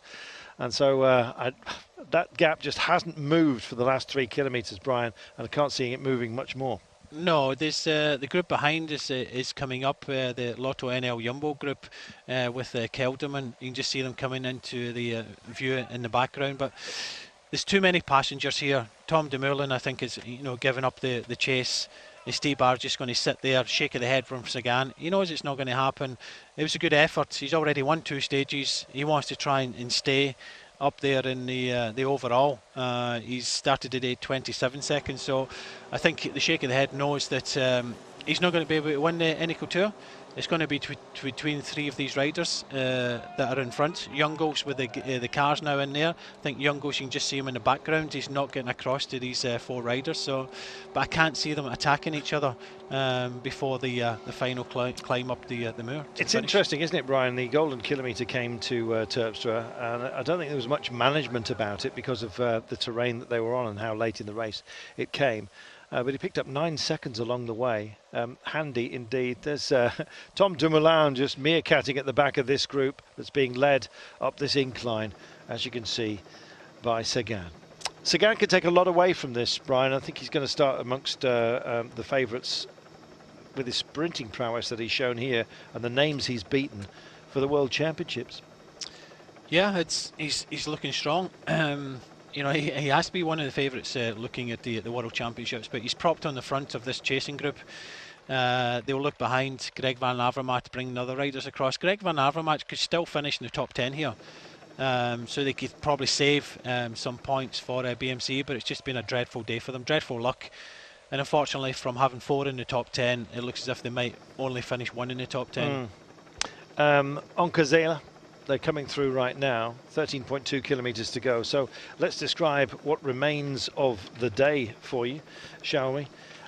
We have these pesky climbs. This is the Onkazelastraat that we're dealing with. 3% only, you might think, but 1,500 metres, and at the end of such a long day, it really is going to be a test. And look at them, they're kind of wrestling with themselves at the moment and wondering what they can possibly pull out of the day, but it's not going to be a rabbit from the hat, I'm afraid. We still have the Denderberg coming with only 6.1 kilometres away from home, so it'll be about 6.8 on the ticker when we get to that one. It's a bigger test than the one they're dealing with at the moment. And then of course the Muur, where we will find our winner and potentially our indeed race champion. Yep, and we've still got some action in this group here with Jo Jensen and De Buschera. Peter Vinning is also there in the orange for Rompot. This looks like Gruijstev is up there. John Degenkolb has come back to this front group. Jus van Emden, I think, is there, or is that Kelderman? Could be actually Kelderman.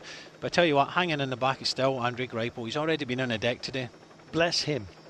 No chair for the man who's been on the deck. He is a warrior, and he's showing that. There's Jungels, who looks like he may well get absorbed. And is this a gap that is narrowing? The camera searches for those up the road. They're not that far away, you know, but this is an incline, and it's not at its fastest. You can see, probably get a measure of it if you just look at the attitude that everyone else is standing at the side of the road. I'll tell you what, Etixx-QuickStep will be shouting at Jungels to try and stay in front of this group, because he's still holding on to a fourth place in the overall, which is again more points. So, well, I expect he'll be pulling the radio out of his ear before you know it. That sort of distraction this late in a race, he's basically going to do what he can. 43 seconds, the chasing group. That does not include Jungels, although it's likely to fairly soon. So, yet again, take it easy, boys. Keep the bike as upright as you possibly can. IAM Cycling car just hoving into view, and well, they've had a fantastic run this season. Here is the aforementioned Luxembourg champion, and those chasing him down. It's even on the flat sections, Brian, they've not got the sort of pace that they had at the top of the day. Seems a silly thing to say, but what a toughie. 197.8 kilometres of sheer hell today. Yeah, and the weather came in just at the worst part of the course, and when we had to go through so many cobbled sections. So unfortunately for some, especially BMC, it's not been a great day for them. No, it's not. Terpstra looking over his shoulder, almost looking back, Andy Schleck style, looking for brother. Well, at least a brother in arms, I'm afraid. And Bob Jungels, I believe, has just been reabsorbed. Look at this roundabout here. You hear the squeal of the brakes. They're not taking any chances at the moment. They'll wait until the road straightens out and then just inject a bit more pace. It's going to be the same for the guys behind them, but the gap comes down to 40. Well, that's where Greipel fell. It was actually Boy Van Poppel that came off first, and Greipel slid out trying to avoid him. So they already know that that was a dicey roundabout as Bobby Jungels comes up to that exact place soon. Looks reasonably benign, doesn't it? It's a fast approach to it, though, as you can see. And then it's on the spit out, essentially.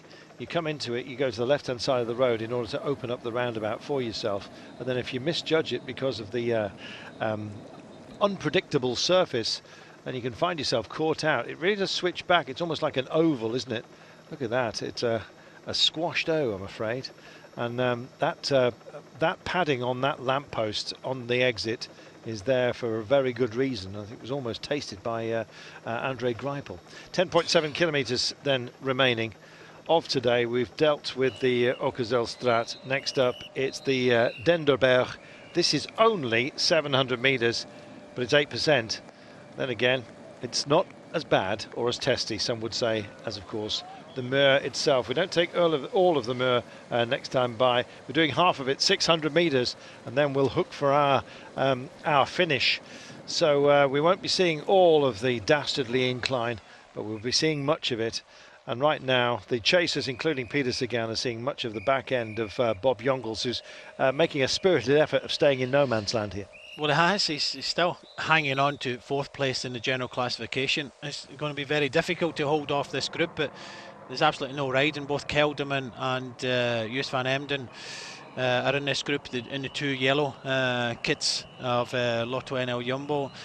Peter winning at the back, but you know who's actually riding? You can just see Astana putting one rider up towards the front. They know they're not going to come back to the front of the race, but this is where the race is at, and I think Sutherland is starting to struggle a little bit now for Movistar. Less than 10 kilometres remaining. We've had breaks all over the place. It was a quality one that went up the road at the beginning of the day, and then it shattered and was reformed. And indeed, we've had some great names who've managed to pick themselves out of the dirt sometimes and get on with it. Andre Greipel is chasing down, but I'm afraid it looks like this day is going to belong to the four men up the road. There, of course, is Peter Sagan. If you're looking right now for the BMC rider who led this race with such aplomb, Rohan Dennis, I'm afraid he had a crash and he's burnt his teammates trying to get back in and has failed to do so. Greg van Avermaet was always on marking duties with Peter Sagan. He's almost locked with him, but they're in a stare down for minor places, and I'm afraid it looks like, for them at least, that the title is going to go to one of this quartet. And I suspect it may well take a crossing of the line first as well. Niki Terpstra looks red-hot favourite in the blue, just behind him. Playing this game, Mark Serrault of, I beg your pardon, it is Oliver Naesen of IAM Cycling who's also here. There, he's on the front at the moment in the pale. There is Edvald Boasson Hagen, and of course Sutterlin, the German as well, just taking a long drink, Joshua, trying to look as relaxed as he possibly can. There's that nasty turn. That was one of the nastiest to me, and always has been, when you just come off the highway and you go down this little back street section. It's a cheeky one, but if the race was full on at this moment, and of course we've got a bit of a hiatus because of this quartet with 47 seconds, and it looks like the heart has been knocked out of the chasers. That to me was one of the most dangerous corners of the entire course on a full-on racing situation with 8.5 to go. There's definitely a few of them, and that is one of the most dangerous. You can just see Bobby Jungels just round the corner, still hanging on there. Nobody really chasing hard in this front group, a lot of tired legs, but talking about tired legs, I think Movistar's Sutterlin is starting to tire a little bit, and if Naesen and Terpstra push on in this next climb, he could be getting distanced. Well, we'll see. It's a fascinating one, Brian, because they're going to lean on him. Well, there's 3 riders going for the podium: Terpstra, Sutterlin, and Naesen. Naesen looks strong. He looks strong in the Bossbird. Terpstra looks strong. Edvald just doing his turn. He wants this group to stay away. He's just thinking of the stage. But the other 3 are currently virtually first, second, and third. But if Naesen wants to get that second spot, then he's going to have to put the pressure on in this next climb.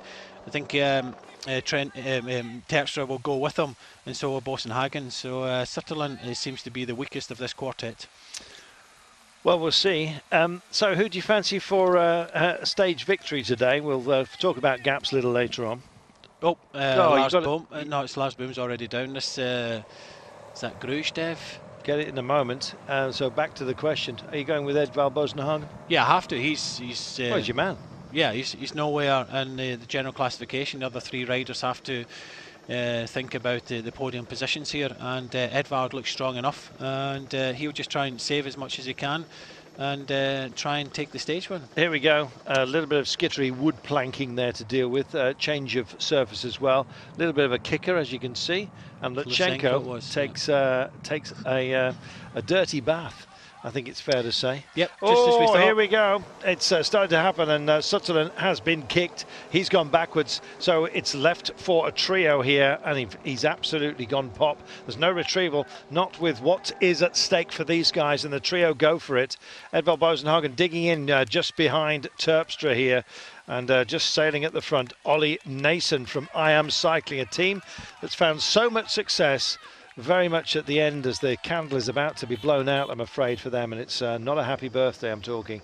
It'll be the end of the team at the end of this season, and look at that, the long shot from the camera. There is a foreshortening here, but that doesn't make it any kinder. You can see that Jungels, the Luxembourg champion, is just about to be reabsorbed by the Van Avermaet Sagan group right now. But it's a long old test, I'm afraid, as is its wont. Great design, I think, this course to bring us a finale, and that's exactly what we've got. The Denderberg may only be 8%, may only be 700 meters long, but it's 8%. And yet again, these guys have had to wrestle it. We're now a trio. Yeah, just as we actually thought, Naesen put the power down. He wants to finish in second place because going into that climb, he was the third placed of the four in front. So Naesen looks strong in the Bossberg. He looks strong now. He wants to finish second in the podium. He put a bit of pressure on Terpstra. Terpstra, we knew he was strong enough to stay with him. You see Bobby Jungels going out the rear of this group. But I tell you what, if Peter Sagan keeps this up, he could be finishing on the podium in this race still. He could, and he's on the radio as well momentarily. I think it was basically to say, look, I know what's happening. Leave me alone. He's given to doing that. It's interesting as well to see Greg Van Avermaet staying with him. He was designed to mark out Sagan today. And I guess marking Sagan turned out to be a bit of a blessing because he wasn't on callback duties for Rohan Dennis, who unfortunately crashed, and is going to see the victory going somewhere else, and it's going to be onto the shoulders of one of these guys. So Edvald Boasson Hagen just tucks in. So who will be the champion here? Will it be Naesen? Will it be Terpstra? We still have 5 kilometres to go, and of course we've still got the most difficult climb, the Muur, for the last time of asking. We're not doing all of it, mind you. Well, Sagan's got golden boots, as you can see, and a golden girder underneath. Greg van Avermaet as well, formed into a bike frame. It looks impressive, but unfortunately for them, not as impressive as the effort that these guys have put in. Niki Terpstra, you know, Brian, he's one of those riders who constantly makes us remember him. He has flashes of brilliance, doesn't he, throughout a season. And he's great to watch, particularly when he's in classics mode. And of course, this is an amalgamation of classics, so why not him? Yeah, can you remember seeing him in this race? Well, exactly. He has kept his, that's what I'm saying. And then all of a sudden, he just throws a switch, and here he is. Yeah, a good time trial, a good team time trial. He's put himself in it. Today, he really attacked it, and you know, having numbers in the top 10, just like BMC. So it looks as if he'll be riding in to the history books of the Eneco Tour by taking it. Naesen riding really strong. He's been one of the men of the match today. Boasson Hagen now missing some turns, just thinking of that stage victory. Yes, he is. So Eddie Boss will be allowed to do so. Niki Terpstra just swapping duties with Ollie Naesen from IAM Cycling. Naesen, the Belgian here, shakes his head at Edvald Boasson Hagen. Said, "Come on, you don't seem to be doing much." And Eddie Boss just said absolutely nothing and just glid through. It's not down to him. They two are trying to win the race. He's lost some time. Unfortunately, in the team time trial, when he was still there within a chance of winning, Edvald Boasson Hagen has already won the GC in this race twice. Just looking at the cheeky glance of Naesen here. That was a toothy grin. Grommet. It was a bit like that, wasn't it? A Wallace look. 2.8 kilometres to go. So here we are then. We come to the Muur, 600 metres of it, and Edvald Boasson Hagen starts being a bit cheeky. Doesn't want to guide anyone into this one. He wants a stage victory. Niki Terpstra shakes his head and says, "You've got to be kidding. Come on, let's get on with it." And Eddie Boss, well, just a thought bubble there that has popped before we could read it, but I imagine it said something along the lines of, "Get lost. I'm doing this for me." Yeah, he just has to allow the other two to battle it out, because Edvald just wants to win this stage. He's lost time. The other two are battling for the first 2 positions, and I can't. They're going to be locked together. They have been locked together since the Bosberg, and there's just under 30 seconds between both Terpstra and Naesen on the road. Josh Sutherland, a little shake of the head. Obviously, they could see him back at base and issued something to him. A bit of encouragement. He shook his head. He's now within the Sagan group. In terms of bragging rights out of this gang, I think Sagan will attack on the last and try and get himself on the podium. And why would he not? Here we are then. It's our approach. We've less than 2 kilometres to go. But of course, we've got this climb into town, into Geraardsbergen. And the trees still heavy in leaf here. And we go into shadows once again. But these guys have ridden with a little spotlight of brilliance today amongst the murk and the gloom that has befallen BMC, I'm afraid. 1,400 metres to go, and we come to our final test, Brian. And Naesen, just as they watch, because if there's an acceleration behind and this gap starts to come down, if they start messing around, then he could be riding himself out of a podium position, because he did start the day at 51 seconds. He's taken some seconds back, but Sagan is in this group behind, and he started at 27 seconds. He was actually in front, so if they mess about too much, then he could be losing that place. But I still think that Terpstra and Naesen will be the top 2, with Terpstra taking the title and Edvald just purely looking for the stage today.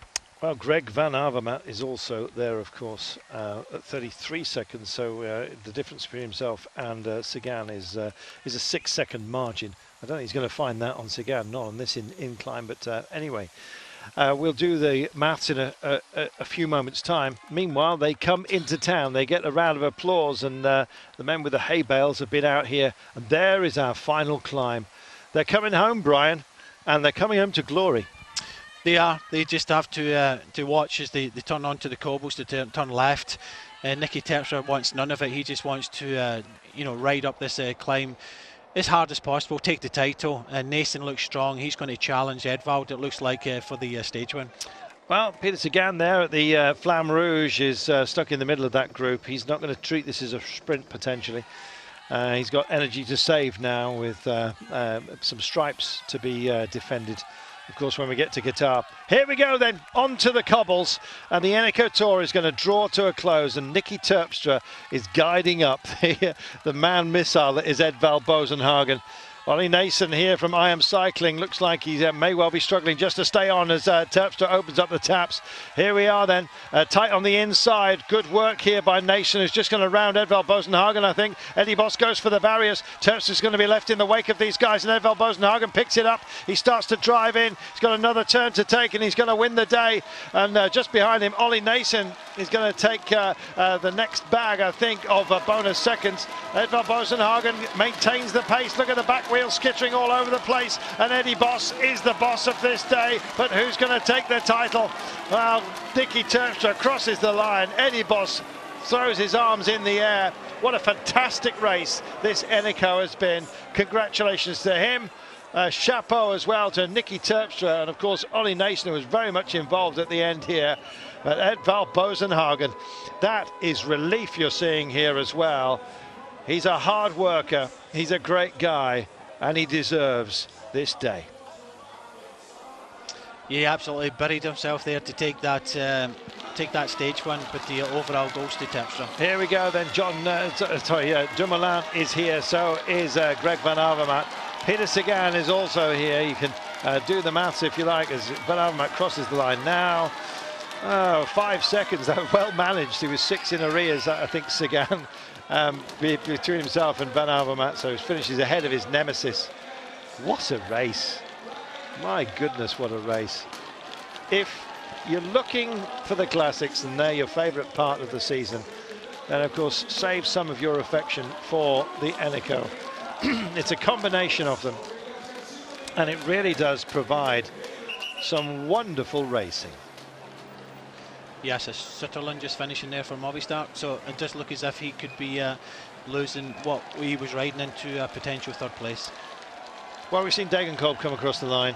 Here's another great German, Andre Greipel, battered but unbowed. Has he done enough to get himself a ticket to Qatar? Well, it's a different kind of course entirely, naturally. Niki Terpstra has cracked it. Yep. Good result, kept himself quiet, a couple of good time trials, and victory in this year's Eneco Tour. You have to feel sorry for Rohan Dennis. He must have come into today, their team having done a great job. Strategically, they really had bossed it. They'd ridden out of their skin on the team time trial, and then controlled things absolutely beautifully in the stage 6 to Lanaken yesterday when the breakaway took it. Well, today another breakaway has made it, but what quality we had. And Niki Terpstra has taken the title. Edvald Boasson Hagen gets a well-deserved victory, and all applause as well for Oliver Naesen from IAM Cycling, who will be saying farewell to that team, but hello to AG Tour Le Mondial next year. Boasson Hagen then finishes 2 seconds to the good of Terpstra and Naesen, who were given the same time. He picks up a 10-second bonus as well. 6 for Terpstra, but he also got 9 Terpstra along the way on the intermediate sprints. Did a super job. Here's the finale, Brian. Just call your man home. I say your man with affection, knowing that you brought him to MTN Quebec. Well, he wanted to take it from the front. He really wanted to be in control of this, and that's all he was doing. He was missing some turns to save a bit of energy to take the stage one. He just, Naesen was one of the riders of the day, very, very strong. You know, Niki Terpstra just coming up here to pinch the second place in the stage from him, but Naesen made this possible. He's a strong rider. He split the group in the Bosberg, and you know, hats off to him, and he's going to finish second in the general classification. But it was a tough day, and a tough guy won, Edvald Boasson Hagen. He certainly did, and Terpstra takes the crown after Dennis took a tumble.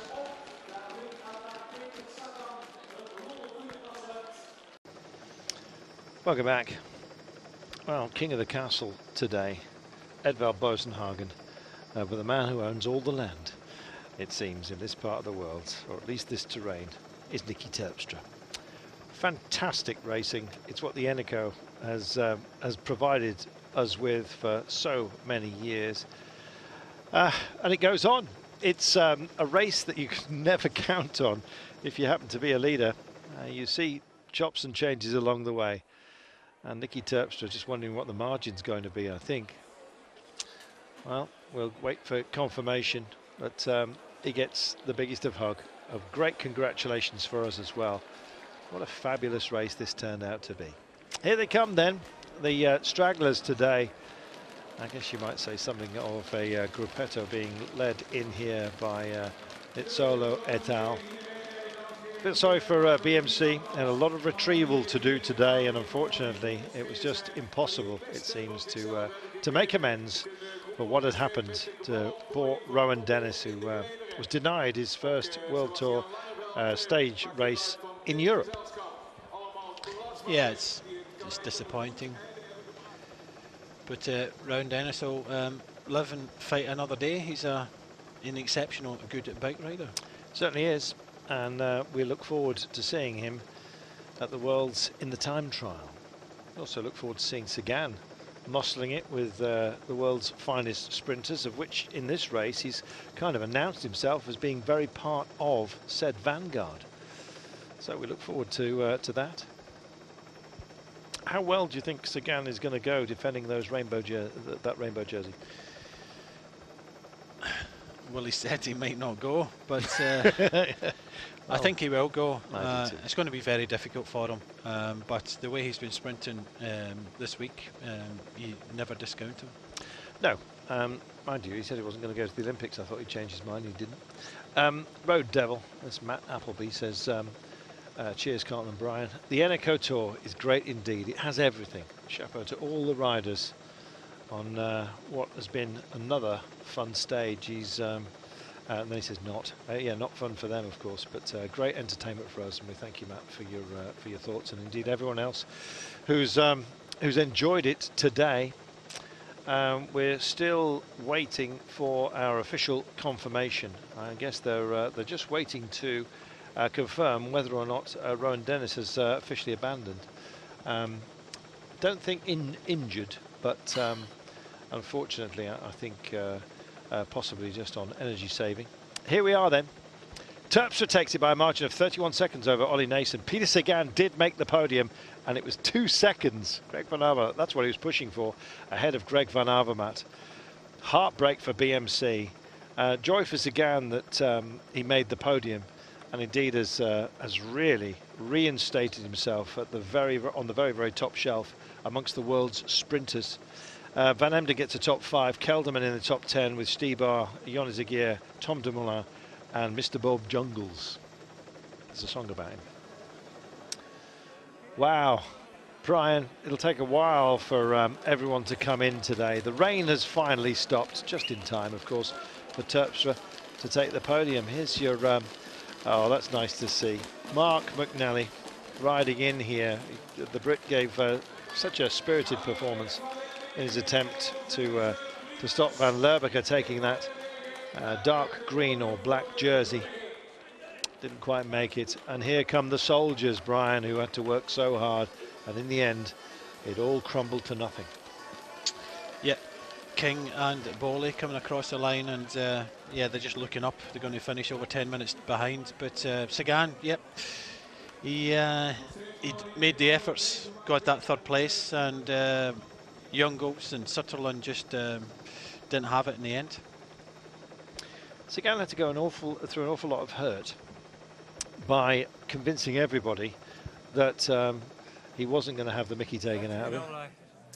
Comes to that point in the moment. Here's our champion. Was dit de bedoeling Congratulations. Van morgen, met de ploeg BMC? So when we started this morning before the rain, what were you thinking? Misschien deden we nu nog iets well, naturally it's a surprise. Ja, we hadden natuurlijk 4-5 man waarmee we nog konden spelen die binnen een minuut. Well, he's talking about the 4 or 5 that he was with along the way. This is very rudimentary translation, by the way, of Dutch, by the way. So you'll have to bear with me. Het moeilijk hadden met de regen.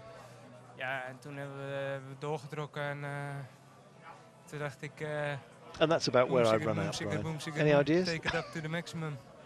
Here he is. Well, I know that bit. Van Rohan Dennis, was je daardoor gediend? Of had je toen al door dat het wel haalbaar zou zijn vandaag? We're obviously talking about Rohan Dennis and what's happened to him, and he must have some thoughts for him. Ja, dat is natuurlijk and these are they. Maar dat was op dat moment een voordeel voor ons. Dan kom je vooraan met z'n vijven, met z'n vieren, met z'n drieën uiteindelijk. Denk je dan aan ritzege of is het al voldoende van ik heb de eindzege binnen? Well, he's talking about the whittling down of the breakaway group and eventually, of course, ending up with just 3 of them to go for it at the end. De laatste keer Denderoord voelde ik wel dat die andere 2 ook sterk waren. Well, let's hope he does it in English. Ik had geen zin in gebakkelei en toen ben ik maar doorgereden, zodat we zeker wel voorsprong hadden. En toen moest ik alleen zorgen dat ik binnen de 20 seconden van Olivier bleef. En die gouden kilometer deed veel natuurlijk, hè? Ja, dat gaf me even extra speling nu. Inderdaad, dat was mooi meegenomen. Wat betekent deze zege voor jou dit seizoen? Want een paar keer eruit met knieproblemen. Ben je de friste van allemaal?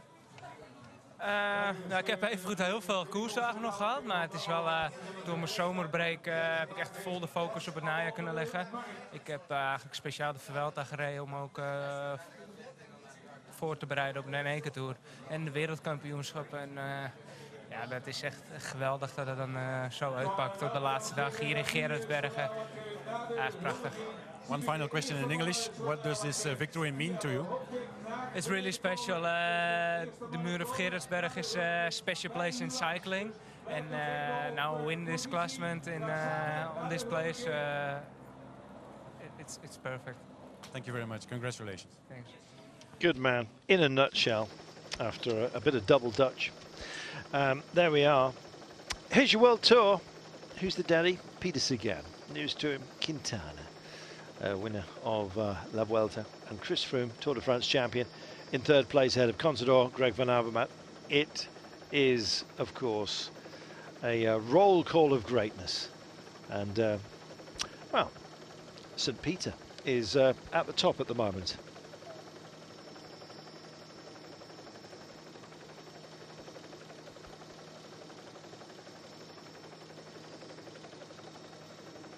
Glorious race, Brian. Your final thoughts? Yeah, indeed, with a high. Just unfortunately about the weather and Rohan Dennis crashing out, but a terrific race. And you know, they tweaked the parcours, and it was looking to go towards the sprinters and team time Peter trials. Sagan, but congratulations about this points classification. This was no more problem today, but this was a hard race for you. It was a very hard race for the last day, and also the weather was raining, but I'm very happy I'm not crashed. I come up for a 3rd place, but still, you know, against everybody it's very hard to race, and yeah, I wanted to come back in the front group, but nobody doesn't work with me, and it's like that. What I can do, it's I don't know. The cycling is unfair, and I'm doing my best, but that's it. Do you understand? You're the world champion, you're the European champion. People look at you, huh? Yeah, but everybody racing for not win, just to be beat, and I don't understand that. But well, it's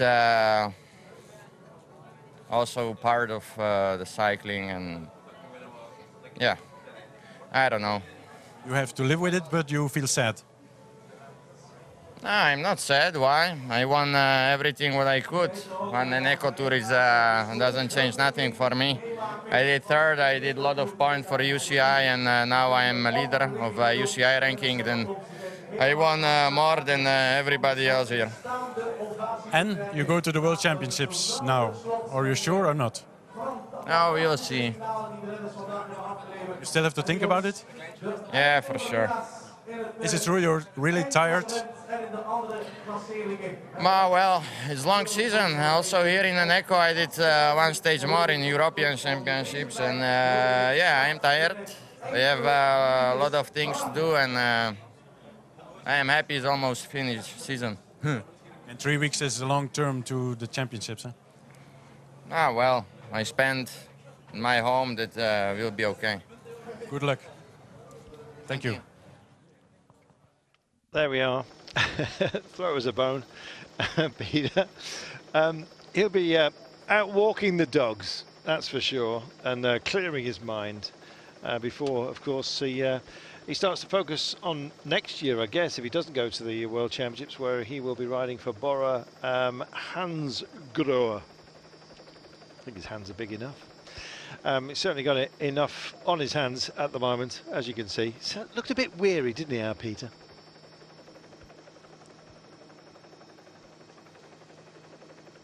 So we'll wait to see if Peter Sagan does indeed go and defend the rainbow jersey. I'm sure that they'd love to have the defending champion in Qatar, and somebody surely is going to make it worth his while, Brian.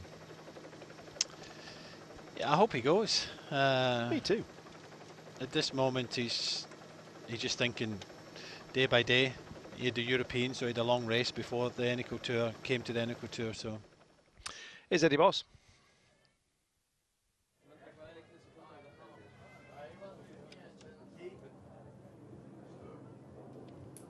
Silent interview. Edvald Boasson Hagen, congratulations. Oh, yeah. What a hard race, but what a mythical place to win here. Thank you. It was it's really nice. Nice to win today. It's been a while since, and also to win in Geraardsbergen. It's really nice, and I managed to be in good position on the important places today, and yeah, got away in the right group. So I'm really happy to win today. People think of a Norwegian in the cold, in the rain. It's easy, but how hard was it for you today?